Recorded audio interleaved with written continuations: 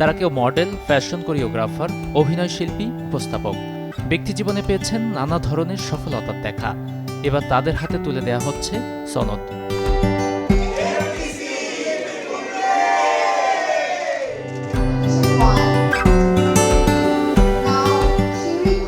আজরা Mahmud talent camp থেকে প্রশিক্ষণ নিয়ে এই শিক্ষার্থীরা ছড়িয়ে গেছেন দেশের শোবিজ ও বিনোদন অঙ্গনে। এই আয়োজনে এদিন অতিথি ছিলেন মডেল অভিনেত্রী সাদিয়া ইসলাম মৌ, কোরিওগ্রাফার বুলবুল টুম্পা সহ ফ্যাশন অঙ্গনের মানুষেরা।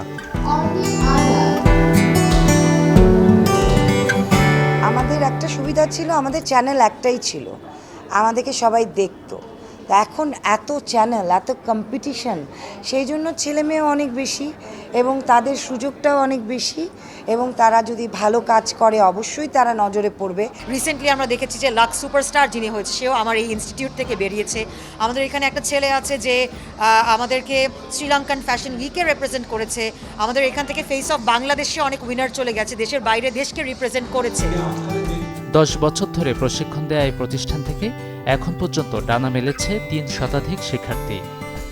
রিসেন্টলি আমার একটা অ্যাডভার্টাইজমেন্ট চলছে, Savour red velvet ice cream.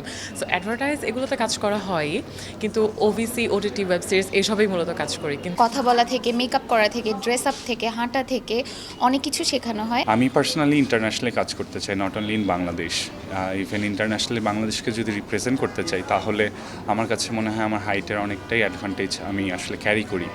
MTC actually আমরা যতজন স্টুডেন্টস এখান থেকে বের হয়েছি বা এখানে ক্লাস করেছি, আমাদের সবার কনফিডেন্সটাকে অনেকটাই বুস্ট করতে সাহায্য করেছে। ভরসা থেকে কিন্তু আমার পথ চলাটা, তারপরে তো আমি মিস ইউনিভার্স বাংলাদেশ হলাম, তারপর ইটস বিন 7 ইয়ার্স যে আমি কাজ করে যাচ্ছি। এখন আলহামদুলিল্লাহ বিভিন্ন দিকে নিজেকে আরও সংযুক্ত করছি।